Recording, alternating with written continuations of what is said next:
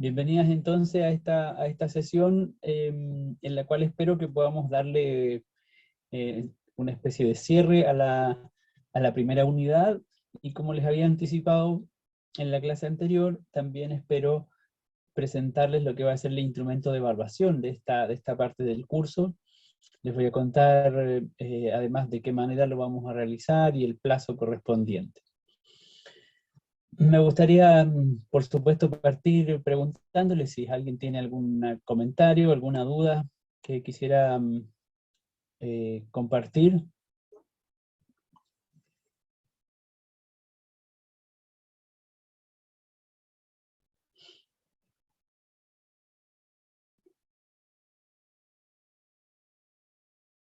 Espero que hayan podido revisar los documentos, las diapositivas, algo del material disponible en el aula virtual. Recuerden que está disponible también el foro para que puedan plantear cualquier idea, sugerencia o duda que tengan sobre la revisión que estén haciendo. Y eso va a estar disponible, por supuesto, también en los días que vienen. Lo que espero entonces hacer a continuación es una sesión expositiva, ojalá no muy extensa, sino voy a tratar de hacerlo más fluido, para tratar de recapitular algunas ideas de la unidad. Espero que eso también les pueda servir como recordatorio o como orientación sobre la continuidad de las temáticas de la unidad. Vamos a partir, ¿cierto?, con las ideas acerca del origen de la vida, para finalizar con alguna caracterización de animales y plantas, con alguna caracterización del ciclo vital de las plantas, y también alguna mención al proceso de fotosíntesis, tan vital para la propia, digamos, subsistencia de los seres vivos en general. Y posteriormente a eso, entonces, espero que antes de terminar la sesión podamos comentar las características de la evaluación que vamos a desarrollar.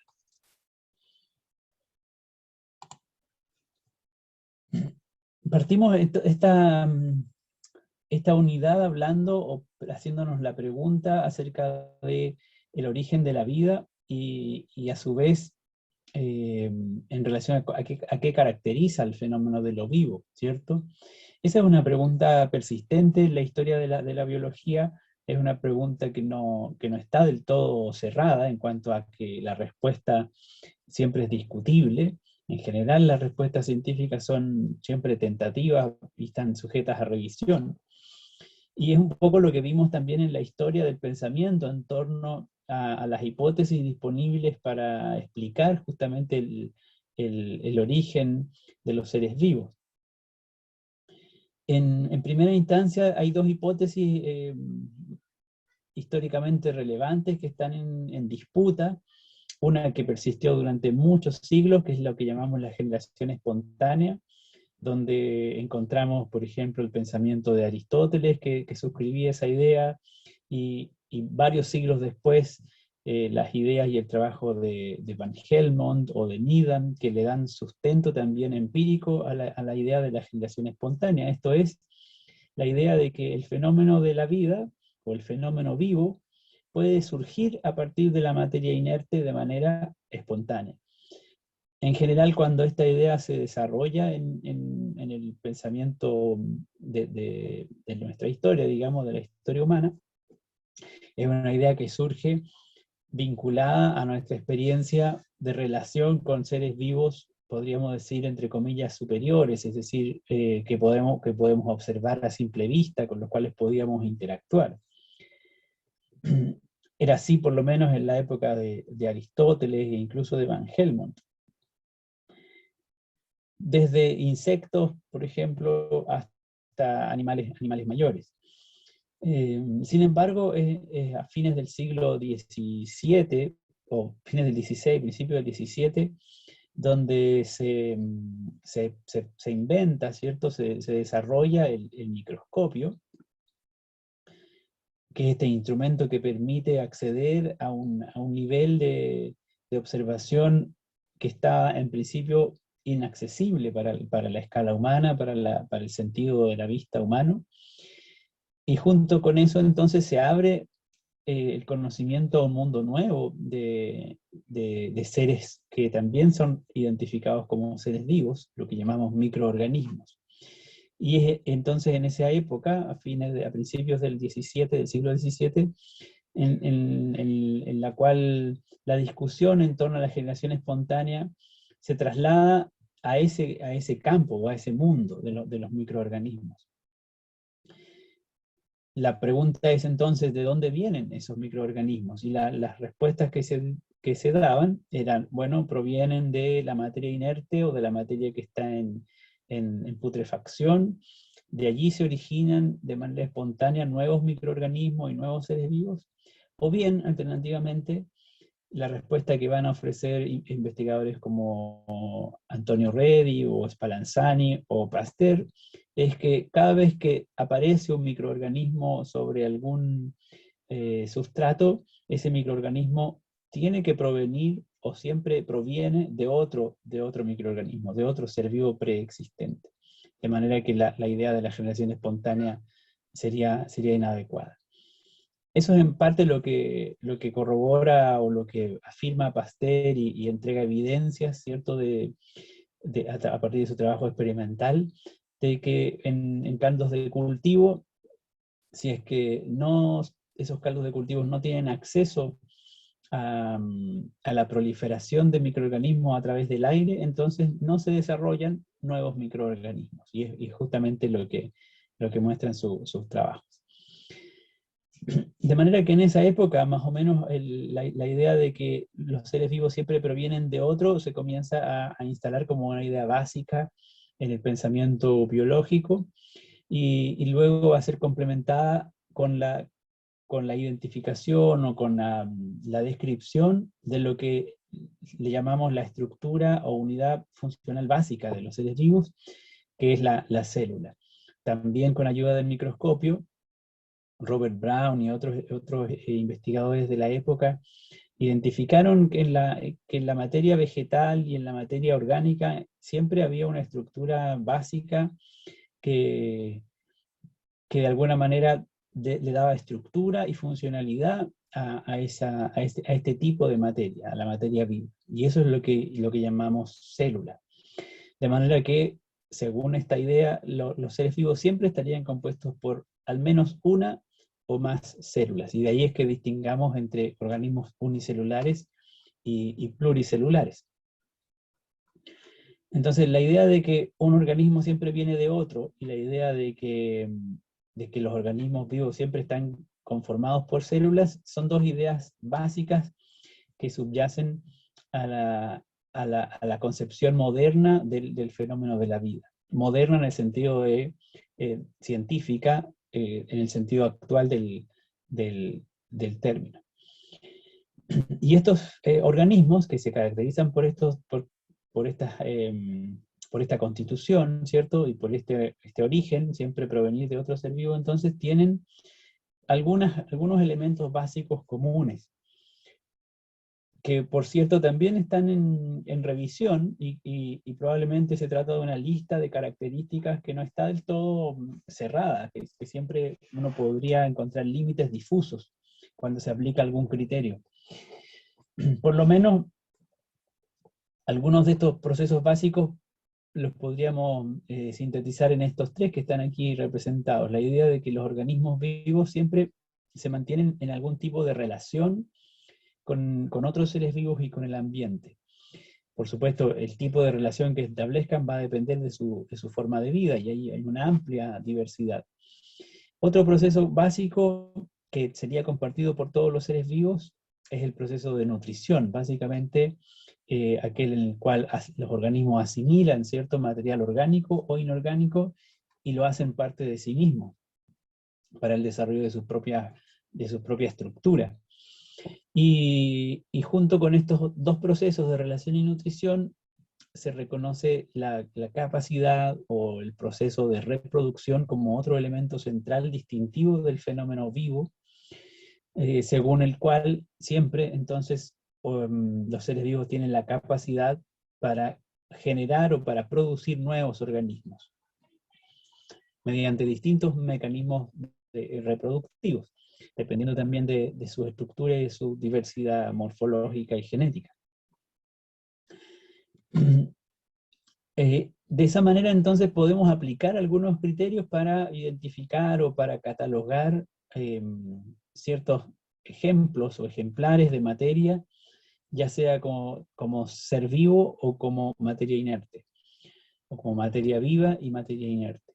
Y como les decía, por supuesto, siempre hay límites difusos, porque cuando aplicamos los criterios de relación, de reproducción, de nutrición, eventualmente vamos a encontrarnos con algunos ejemplos en los cuales no vamos a poder responder tan fácilmente. Es el caso, como en esta imagen, de una semilla. ¿Una semilla es un ser vivo? ¿Es parte de un ser vivo? ¿Cómo operan los principios, los procesos basales de los seres vivos en el caso de una semilla? Y lo mismo en el caso, por ejemplo, de un virus. Es una discusión que siempre reflota, y especialmente hoy día a propósito del contexto en el que estamos. Un virus es una estructura más elemental o más simple, entre comillas, que una célula, porque se trata de un compuesto, digamos, de un conjunto de moléculas que no alcanzan a constituir una célula. Es una molécula muy compleja, pero no tiene la estructura de una célula.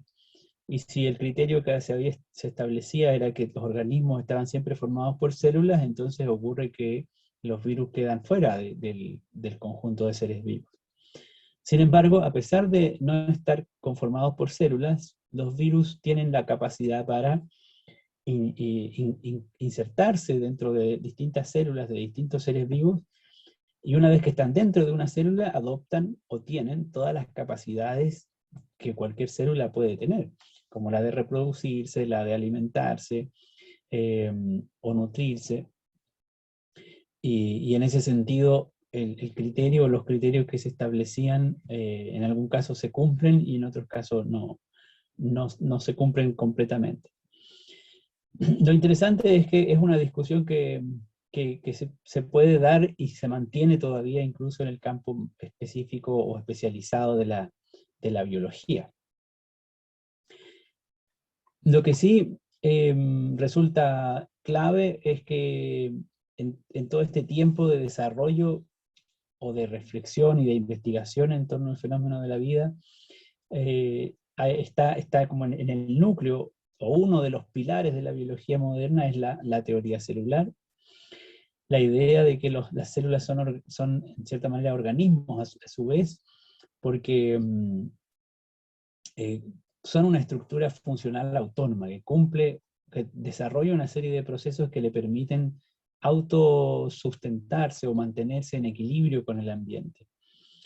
Y en ese sentido, las células son organismos, y también los organismos consisten en una o más células. Y por lo tanto, la célula es la unidad básica de estructura de los organismos, y a su vez todas las células se desarrollan siempre a partir de otras preexistentes. Estas tres ideas básicas constituyen lo que llamamos la teoría celular. Curiosamente, con este desarrollo, con esta teoría, la pregunta inicial que habíamos formulado no está del todo resuelta, porque la respuesta en este caso acerca del origen de los seres vivos es que un ser vivo siempre proviene de otro, o en particular una célula siempre proviene de otra célula preexistente, dado que las células tienen, entre otras características, esa capacidad para reproducirse. Entonces la pregunta inicial ahora se vuelve, apunta ahora hacia el origen de las células. ¿Cuál sería, cuándo ocurrió que apareció la primera célula, el primer ser vivo? Y entonces aquí esta idea de la teoría celular y de las características basales de los seres vivos se combina con una visión más amplia en relación con el desarrollo, podríamos decir, evolutivo del planeta en general. Se inserta, ¿cierto?, la idea del origen de la vida en los procesos de transformación del planeta Tierra desde su formación. Según la evidencia y las teorías astrofísicas disponibles, la Tierra se formó más o menos en el mismo proceso en el cual se formó el Sol, la estrella del sistema solar, Y eso habría ocurrido hace unos 5.000 millones de años, 4.500 millones de años atrás. Así que más o menos la edad de la Tierra, del planeta, sería de alrededor de 4.500 millones de años atrás. Pero por supuesto ese proceso es un proceso lento y al mismo tiempo de transformación. Entonces el planeta en sus inicios era una estructura o tenía características muy distintas de las que tiene actualmente. Se supone, en lo que llamamos la teoría quimiosintética, que las características iniciales del planeta permitieron o facilitaron o generaron ciertas condiciones para que surgiera por primera vez sobre el planeta algunos protoelementos o protoestructuras, estructuras muy primitivas que con el paso de los miles y millones de años se iban a ir transformando en estructuras cada vez más complejas para llegar a formar lo que hoy en día conocemos como células, en la forma de organismos unicelulares, especialmente como en la forma de bacterias. La idea entonces aquí es que se retoma en cierta manera una nueva versión de la hipótesis de la generación espontánea, porque la respuesta a la pregunta acerca de cuál es el origen del ser vivo, o del primer ejemplar de vida, la respuesta es que ese protoorganismo tuvo que formarse a partir de elementos inorgánicos, mediante una combinación básicamente azarosa, espontánea, de materia inerte, bajo ciertas condiciones ambientales. El proceso, por supuesto, no tenemos probablemente capacidad para imaginarnos la escala de tiempo que supone. En este modelo vemos más o menos las estimaciones disponibles en torno a cómo habría ocurrido, o por lo menos las etapas que habrían transcurrido desde la formación de la Tierra hasta nuestros días. El modelo representa en este caso una especie de reloj de 24 horas. Si ustedes se fijan, el reloj parte aquí a la medianoche, donde ocurre la formación de la Tierra, y luego hay 12 horas hasta el mediodía, y después 12 horas nuevamente hasta la medianoche. Por eso es un reloj de 24 horas. Entonces vemos que si asociamos toda la historia del planeta a una escala de 24 horas, podemos tener una idea, una imagen de en qué momentos fueron ocurriendo distintos sucesos vinculados con el desarrollo del fenómeno de la vida.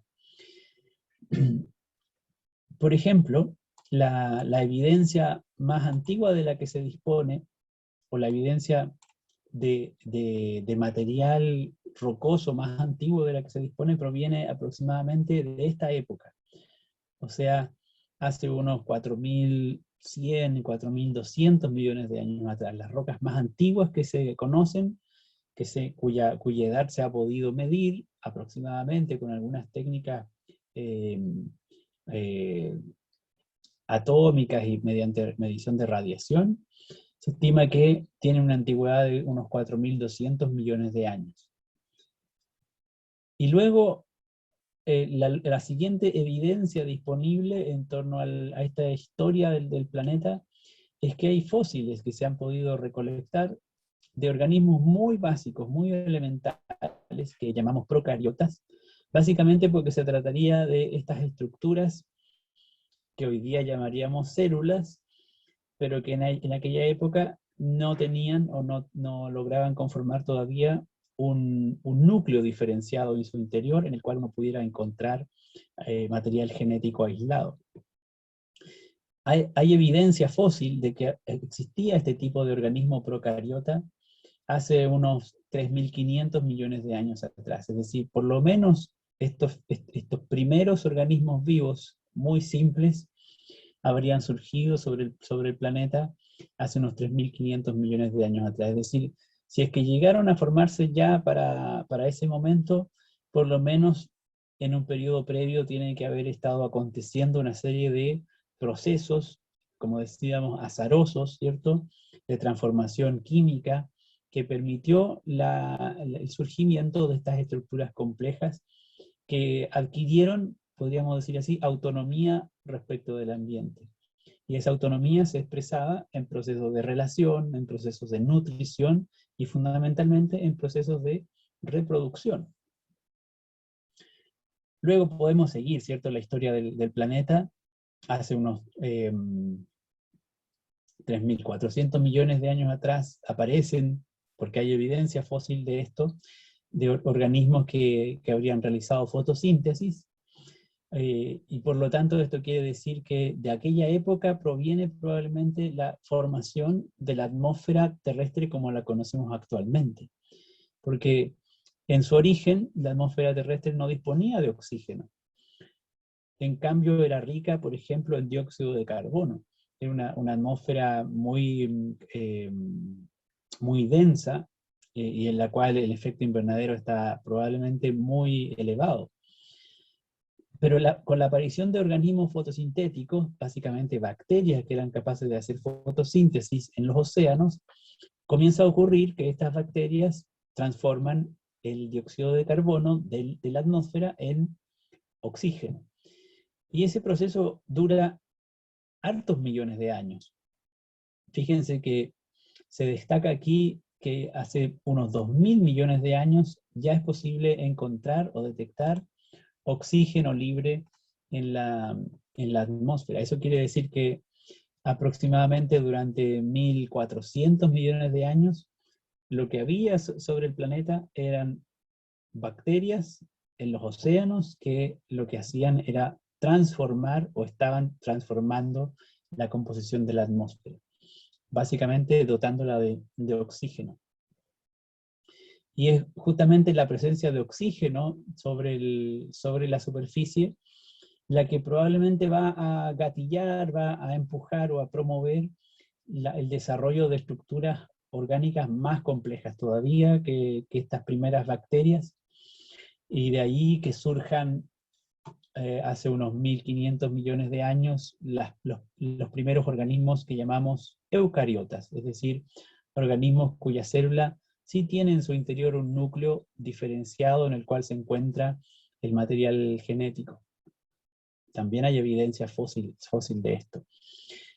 Y ya disponiendo entonces de algunos mecanismos elementales, ¿cierto?, de reproducción que se habían estado desarrollando durante miles de millones de años, desde que surgieron las primeras células básicas llamadas procariotas.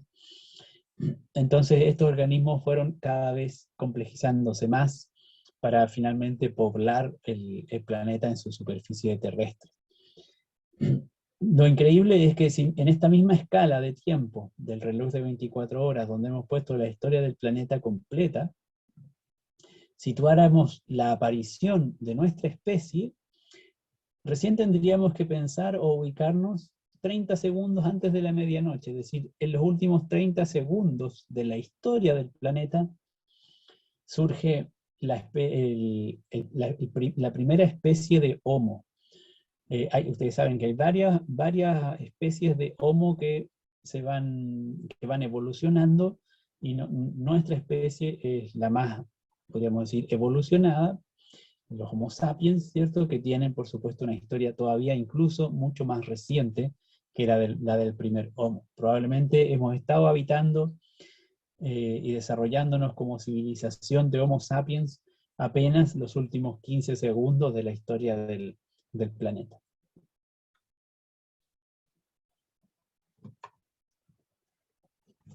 En todo este relato yo he mencionado varias veces la idea de evolución, y también antes les hablé de uno de los pilares de la biología moderna, que es la teoría celular. Otro de los pilares de la biología moderna es la teoría de la evolución, que básicamente es un conjunto de teorías, de ideas, digamos, asociada a los cambios que ocurren en las poblaciones biológicas de una generación a otra. Cambios que pueden ocurrir a nivel de características observables o a nivel de características o rasgos genéticos. En general, cuando pensamos en la teoría de la evolución, seguramente nos acordamos de Darwin, que fue el primer impulsor por lo menos quien sistematizó, ¿cierto?, las primeras ideas en torno a la teoría evolutiva. Pero la verdad es que hoy en día la teoría de la evolución es una teoría más compleja que está, digamos, desarrollada por un conjunto de personas que han ido revisando hasta cierto punto los trabajos de Darwin y extendiendo también sus ideas. Básicamente, entonces, estos procesos de cambio de poblaciones o de las características de las poblaciones de una generación a otra ocurrirían por algunos mecanismos evolutivos. Dentro de la teoría de la evolución, como se concibe actualmente, aparecen al menos 5 mecanismos evolutivos distintos, uno de los cuales es la selección natural, a la cual tanta atención le prestó Darwin. En este modelo vemos justamente un esquema de cómo ocurre la selección natural. Básicamente es, entre comillas, la selección de individuos en función de ciertas presiones ambientales, dadas sus características morfológicas y genéticas.